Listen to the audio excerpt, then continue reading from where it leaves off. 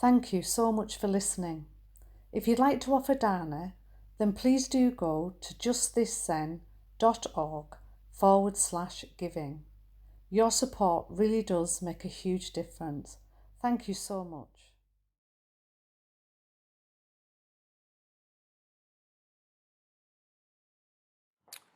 Welcome everyone to our Rohatsu celebration. I want to start today by talking about beauty. And I recently came across this quote. I don't know who it's attributed to. It goes, "Whenever the Buddha wanted to describe the essence of his teaching, he consistently chose the same word. This Dharma, he announced, is beautiful at the beginning, beautiful in the middle, and beautiful at the end." The repetition here in English mirrors faithfully the rhythm of the Pali Suttas, where the Buddha says Kalyana 3 times. It may come as a surprise to learn that Kalyana shares the same Indo-European root with kalos, the classical Greek word for beauty, but maybe it shouldn't surprise us at all. Recently, I went with my family to Siza Castle near here to experience the winter light display.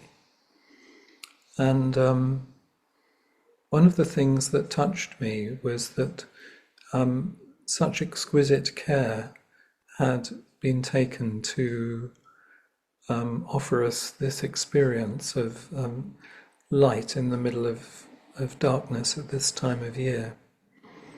And each room in the castle had a different and unique Christmas tree that must have taken hours and hours to prepare. And each one was just absolutely beautiful. And the light display outside really highlighted something very touching about that relationship we have at this time of year between darkness and light. And like Siza Castle, much care has gone into creating a celebration today that is faithful to Shakyamuni Buddha, beautiful at the beginning, beautiful in the middle, and beautiful at the end.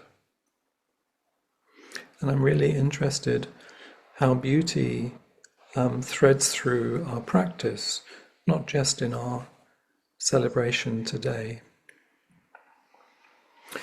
In Japanese, Rohatsu means the 8th day of the 12th month. In the Zen tradition, it is the day when we celebrate the enlightenment or awakening of Shakyamuni Buddha. In Japanese Zen monasteries, Rohatsu is the last day of a week-long sesshin. Sesshin is an intensive meditation retreat in which all of one's walking time is dedicated to zazen. Even when not in the Buddha hall, participants endeavor to maintain meditation focus at all times, eating, washing, doing chores. Silence is maintained unless speaking is absolutely necessary. I was recently introduced to a piece by Mitsu Suzuki by Brendan. Mitsu Suzuki was the wife of Suzuki Roshi, and she was a teacher of the tea ceremony at San Francisco Zen Center.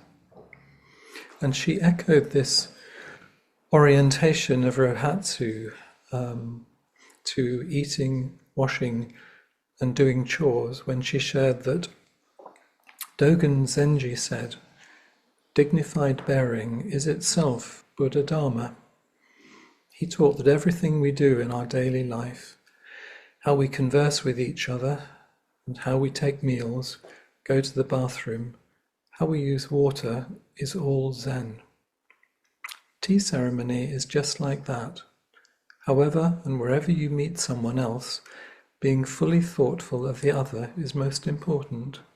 That is the mastery of the tea ceremony. And that seems to me a very beautiful orientation for our practice, particularly at this time of year when life can be difficult for many, many people. Being fully thoughtful to the other is most important. And Sojourn Mel Weitzman, in his wonderful description of practice, in his introduction to Branching Streams Flow On in the Darkness, shared how important it is that we extend our practice into the informality of our daily lives. To attempt a definition of Rohatsu, I would say that during Rohatsu, we celebrate and offer gratitude to our founding teacher, Shakyamuni Buddha, who embodied the boundless freedom which is inherently available to everyone. When I was at Nothing Special on Monday, I was exploring what I would wish you at this time of year when we often offer people wishes, like Merry Christmas and Happy New Year and season's greetings. What would I wish you at any time of year? And I shared this statement by Jakusho Kwong. He said, "Each time I sit before you, I want to convey the most important thing. I want you to experience this greatness, this vastness, what may be called this mysterious universe that without doubt is within each one of us. I invite you to participate in finding your own gold. Just reading Zen books and listening to Dharma talks is not enough. But it is enough when you find the treasure and experience it for yourself. Then you can discover that it's true and give it away to everyone. You can discover it's true and give it away to everyone. The Bodhisattva vow." And that really resonated with what I would wish you in practice. When Flynn offered a Way-Seeking Mind talk to mark his Dharma transmission in 2021, he offered this teaching from Suzuki Roshi as expressive of our practice. Suzuki Roshi said, "Zen is to feel your way along in the dark, not knowing what you'll meet, not already knowing what to do. Most of us don't like going slowly, and we would like to think it is possible to figure everything out ahead of time. But if you go too fast or not careful enough, you'll bump into things. So to feel your way along in the dark, slowly and carefully, is our practice. When you do things with this spirit, you don't know what the result will be, but because you carefully feel your way along, the results will be okay. You can trust what will happen." And I imagine that was true for Shakyamuni Buddha, finding his way after many years of dedicated, difficult practice in the dark, with way-seeking mind, with beginner's mind, to sit under the Bodhi tree. So I wonder, what did Shakyamuni Buddha realize? To explore this, I want to look at the flower sermon, which happened towards the end of his life. It's also case 6 in the Gateless Gate. In the story, Shakyamuni Buddha held up a flower and blinked. Mahakashyapa smiled, and Shakyamuni Buddha said, "I have the treasury of the true Dharma eye and subtle mind of nirvana, and I transmit it to Mahakashyapa." I can kind of imagine what this scene might be like, this scene which takes place in silence, almost in slow motion, where Shakyamuni Buddha holds up a flower and there's a pause. People wonder what's happening. And then he makes that famous statement to Mahakashyapa. Mizumi Roshi once memorably said, "Have faith in yourself as the way." In response to this particular koan, this particular story, he said, what is the treasury of the true Dharma I and the subtle mind of Nirvana that Shakyamuni Buddha transmitted? All the Buddhist teachings deal with this most precious treasure. It is your life. It is my life. This seems to be a very vast koan, a koan of a lifetime, but to simplify in the few moments we have, if that's even possible, perhaps we can say it's about the mystery of transmission and the mystery of what is transmitted. Today we're interested in what did Shakyamuni Buddha transmit to Mahakashyapa. Mizumi Roshi goes on to say, how can we experience the life we are living now as infinite, literally limitless life, as the subtle mind of Nirvana? For the irony is, we are all living such a life, and we're all living this treasure, and we're also not quite living it either. And I wonder if you feel like me, you are not quite living this treasure. He continues, we can say that our practice is to close the gap between what we think our life is and our actual life as the subtle mind of Nirvana. We can say that our practice is to close the gap between what we think our life is and our actual life as the subtle mind of Nirvana. Or more to the point, how can we realize that there really is no gap to begin with? On this Sunday in December, I'm wondering if I can really believe, whether you can really believe, that there is no gap between your life and the life as the subtle mind of Nirvana. He concludes, something is subtle not because it is hidden, not because it is elusive, but because it is right here. We don't see it precisely because it is in front of us.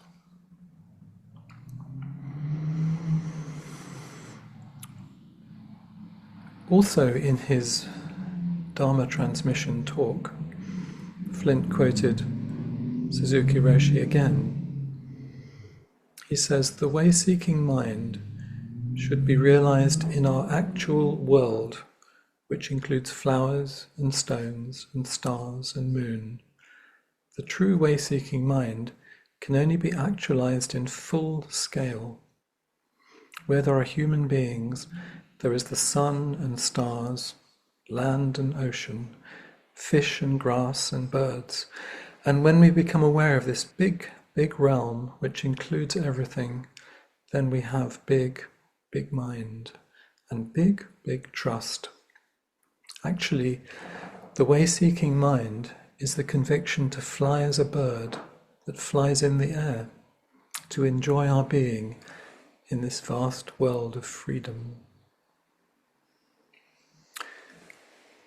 In the autumn of 2018, Flint chose this poem to express and encapsulate the 10 years of practice at the Swiss retreats between 2009 and 2018.